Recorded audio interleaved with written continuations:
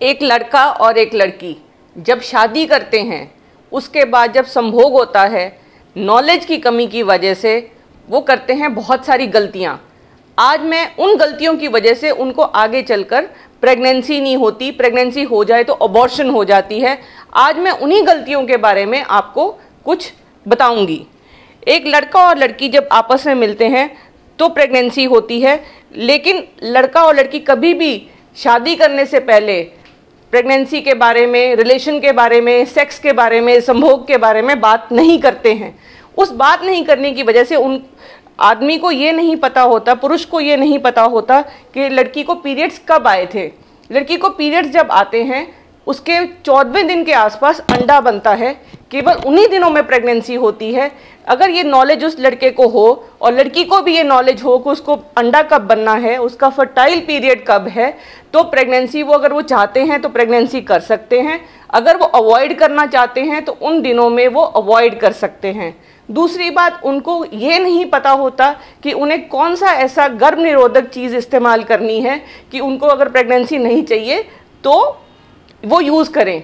या तो वो कॉन्डम यूज़ कर सकते हैं जो एक लड़का यूज़ कर सकता है, या लड़की यूज़ कर सकती है ओरल कॉन्ट्रासेप्टिव पिल्स। वो शादी से जो एक महीना पहले वो यूज़ करने लग जाए तो उसको कोई नुकसान नहीं है, बल्कि फ़ायदा है। कि बिकॉज अनवांटेड प्रेगनेंसी, जब वो प्रेगनेंसी नहीं चाहते हैं, प्रेगनेंसी हो जाती है, तो वो अपने बड़ों को बताने की बजाय कई बार आजकल जो अवेलेबल एम्प्टी पिल्स हैं वो खाते हैं और बच्चा अबॉर्ट करते हैं। जैसे ही बच्चा अबॉर्ट करते हैं, बच्चा यहाँ आके ठहरता है, यहाँ पे सोजिश हो जाती है, बच्चा यहाँ पे ठहरता है। और जो वो एम्प्टी पिल खाते हैं तो वो कई बार बच्चा आधा निकलता है, कई बार वो ट्यूब में ठहर जाता है, कई बार इन्फेक्शन होने से ट्यूब बंद हो जाती है, तो आगे चल के बच्चा होने में मुश्किल हो जाती है। इन केस वो प्लान्ड प्रेगनेंसी भी कर लें तो उनको ये नॉलेज नहीं होती कि उनको सेक्स कितनी बार करना चाहिए, कब करना चाहिए, कब नहीं करना चाहिए, किस पोजीशन में करना चाहिए, सेक्स के नुकसान क्या हैं, रिलेशन के फ़ायदे क्या हैं। आज मैं आपको वो बताती हूँ। अगर लेडी प्रेग्नेंट हो जाए तो उसको जो पहले 2 महीने में सेक्स की इच्छा उसमें बढ़ जाती है, उसको सेक्स तभी करना चाहिए अगर वो कंफर्टेबल है। उनके हस्बैंड को भी ये समझना चाहिए अगर उल्टियाँ, मतली और उसको यूरिन में इन्फेक्शन है तो वो सेक्स के लिए फोर्स ना करें।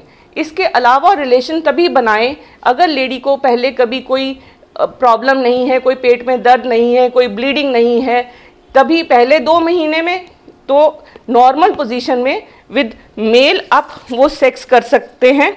लेकिन जैसे जैसे बच्चेदानी बड़ी होती है, पेट बाहर को निकल आता है। जैसे पेट बाहर को निकलेगा लेडी का, तो सेक्स 4थे महीने, 5वें महीने, 6ठे महीने में तो उनको अपनी पोजीशन चेंज करनी चाहिए, जिसमें क्या फीमेल ऊपर रह सकती है, आदमी पीछे से कर सकता है। ये जो पोजीशंस हैं जब वो फॉलो कर सकते हैं। आखिरी के महीनों में सेक्स कम करना चाहिए क्योंकि उसमें जो आदमी के जो स्पर्म्स होते हैं उनमें प्रोस्टाग्लैंडिन्स होते हैं, जिसकी वजह से लेडी को टाइम से पहले दर्दें शुरू हो सकती हैं।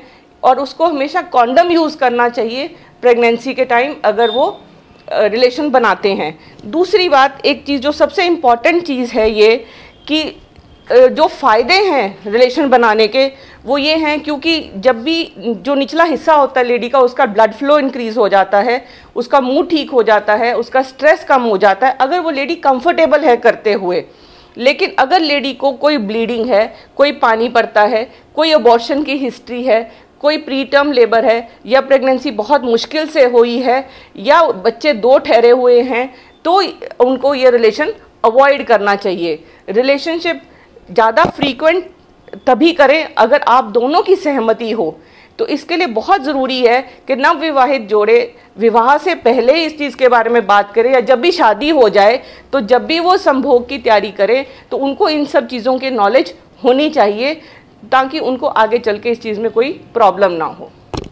ये इन्फॉर्मेशन ज़्यादा से ज़्यादा आप फैलाइए, इसलिए क्योंकि बहुत कम नवविवाहित लोगों को इस चीज़ के बारे में नॉलेज होती है। बहुत पेशेंट्स मेरे पास इस चीज़ के साथ आते हैं कि उन्होंने बच्चा अबॉर्ट करना है, वो अनप्लान्ड प्रेगनेंसी होती है। तो इसलिए बहुत ज़रूरी है कि अगर कहीं फ़ॉरेन जाना है, उन्होंने कहीं और जाना है, तो वो प्रेगनेंसी प्लान करें, उनको डेज़ और फर्टाइल पीरियड के बारे में अवश्य पता हो।